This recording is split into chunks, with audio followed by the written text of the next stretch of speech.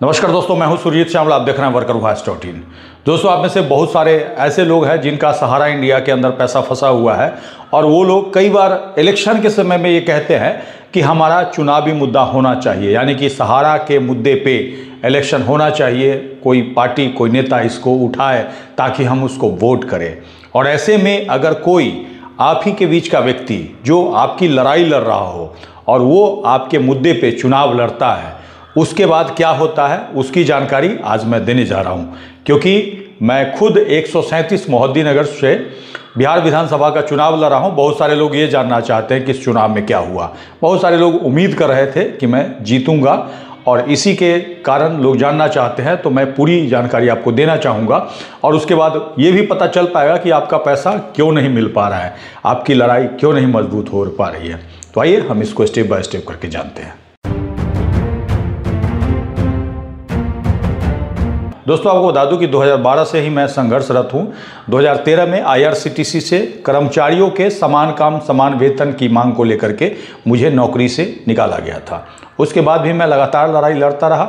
Delhi high court के अंदर जनहित याचिका लगा करके इसी मांग को प्रमुखता से उठाया, जिसके बाद सेंट्रल गवर्नमेंट ने 2017 में पूरे देश के अंदर जो सेंट्रल स्फेयर के तहत कॉन्ट्रैक्ट कर्मचारी काम करते हैं उनका न्यूनतम वेतन 42% बढ़ा दिया था, जिसके बाद बहुत सारे लोग जो कि देश के अलग अलग कोने में काम करते हैं उनका सैलरी बढ़ा होगा।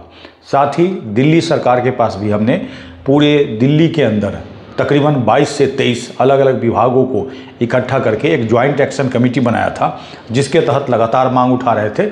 उसके बाद दिल्ली सरकार ने हमारी मांग को मान करके 39% न्यूनतम वेतन बढ़ाया था। साथ ही मजदूरों के लिए संघर्ष करता रहा। अपने लिए भी मैं केस लड़ा। 2019 में CGIT से मेरे पक्ष में आदेश आता है, जिसको सरकार के द्वारा हाई कोर्ट के अंदर चैलेंज किया जाता है, जो कि अभी पेंडिंग है।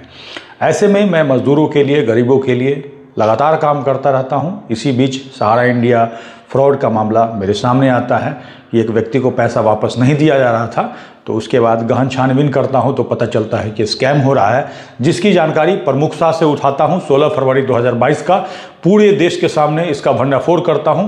पूरे देश के लोगों से अपील करता हूं कि 2015 में सहारा इंडिया नॉन बैंकिंग का लाइसेंस रद्द हो गया है, इसके नाम पे पैसा न जमा करें। पूरे देश में असर होता है, पैसा जमा होना बंद हो जाता है। उसके बाद पैसा वापसी की लड़ाई लड़ते हैं।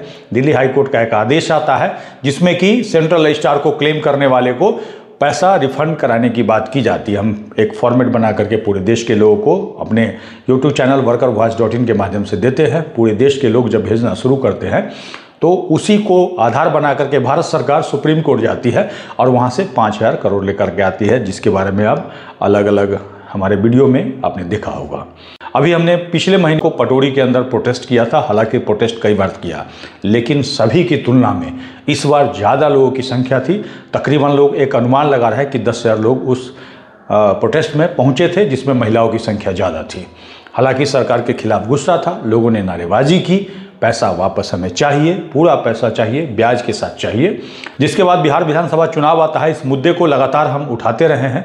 उम्मीद थी कि एक एक व्यक्ति जो कि सहारा इंडिया से पीड़ित है, हमारे मोहद्दीनगर में अगर 2.5 लाख वोट है, जिसमें कि 2 लाख सहारा इंडिया जमा करता है का वोट है, और उम्मीद थी कि ज़्यादातर लोग वोट करेंगे।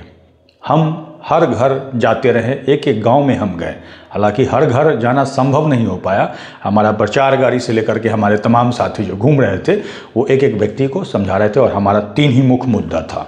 एक, सहारा इंडिया का पैसा वापसी, क्योंकि हम लोगों को जाकर के यही बता रहे थे कि जब तक आप लड़ेंगे तभी तक आपका पैसा मिलेगा। जिस दिन आप चुप हो जाइएगा उस दिन आपका पैसा मिलना बंद हो जाएगा। और हम 3 साल से लगातार लड़ रहे हैं। उसके बाद इक्का दुक्का लोगों को पैसा मिलना शुरू हुआ है। दूसरा जो हमारा मुद्दा था भूमि सर्वे का, बिहार सरकार की तरफ से एक भूमि सर्वे लाया गया है, जिसमें ज़्यादातर लोगों का ज़मीन छीन लिया जाएगा, क्योंकि लोगों के पास खतियान नहीं है, कागज़ नहीं है, और सरकार की तरफ से कागज़ नहीं दिया जा रहा है। तीसरा घूसखोरी का था, चाहे वो राशन कार्ड हो, दाखिल खारिज हो, जाति प्रमाण पत्र हो, या फिर अस्पताल में आप दिखाने जाते हो, हर जगह घूसखोरी का आलम है। और इसके लिए हम सब मिल करके जागरूक होंगे।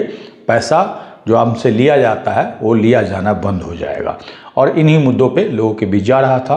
तकरीबन हमारा 15,000 से लेकर के 16,000 लोगों से हम डायरेक्ट मिले होंगे, बाकी हमारे लोग पर्चा के माध्यम से लोगों को बताया। 15,000 लोगों में से 12,000 लोगों ने हमें कहा कि वोट करेंगे। एक घर के अंदर हालांकि 5 वोट होते हैं, तो उस हिसाब से 12-5-60 यानी कि 60,000 वोट मुझे आना चाहिए था। 60,000 नहीं मिलता है, अगर 2 वोट ही प्रति घर मिलता है जितने लोगों से हमने मिला था, तो 12 दूना 24,000 वोट मिलना चाहिए। 1 वोट ही मिलता है तो 12,000 मिलना चाहिए। लेकिन आपको जानकर आश्चर्य होगा कि वोट कितना मिला, 747 मात्र। अभी मैं कई लोगों से मिला, कई बूथ पर जो मेरे वोट हैं वो काफ़ी कम है, जितने लोगों ने दिए हैं उसकी तुलना में कम है। हालांकि वोट चोरी का, वोट शिफ्टिंग का मामला आप अलग अलग न्यूज़ के माध्यम से देख रहे होंगे कि विपक्ष के द्वारा लगातार लगाया जा रहा है। इतना कम वोट क्यों आएगा? मुझे उम्मीद नहीं लगती है कि इतना कम लोगों ने वोट दिया हो।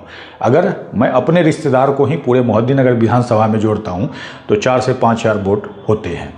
ऐसे में इतना कम वोट आना बहुत बड़ी बात है, और बात इसलिए भी है क्योंकि ऐसा भी व्यक्ति है जिसने कोई प्रचार नहीं किया और उसको 2200-2300 वोट आ गया, जिसको कोई व्यक्ति जानता नहीं हो। और मुझे तो सहारा को लेकर के और भूमि सर्वे को लेकर के अलग अलग एरिया में अच्छा खासा सपोर्ट मिला। मैंने देखा है कि जो 1 नंबर और 2 नंबर पे लोग आए हैं, कहने का मतलब बीजेपी के जो विधायक हैं, और सेकेंड नंबर पे आरजेडी की एजिया यादव, उनको हमने कहीं घूमते हुए नहीं देखा पब्लिकली, जितना हम घूमे हैं, लोगों से मिले हैं, और लोगों ने भी इस बात को माना है। इसका मतलब ये हुआ कि लोगों ने मुझे वोट ही नहीं किया, नीतीश कुमार के 10,000 पे वोट कर दिया, अपना सहारा इंडिया का पैसा भूल गए। या ये हो सकता है कि वोट शिफ्टिंग हुआ, यानी कि वोट चोरी हुआ। क्योंकि सोचने वाली बात है, हमारे मोहिद्दीनगर विधानसभा क्षेत्र में 1,81,000 वोट गिरा।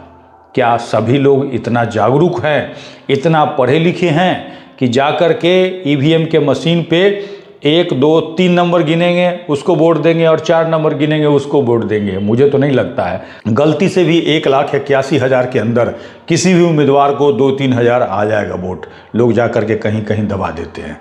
तो ऐसे में 747 वोट मुझे किस आधार पे आया, मुझे पता नहीं चला। आप लोग भी कमेंट्स करके बताइएगा कि क्या लोग इस बार सहारा का मुद्दा या भूमि सर्वे, जिसमें आने वाले समय में ज़मीन छीना जाएगा, उसको इग्नोर कर सकते हैं कि नहीं कर सकते हैं।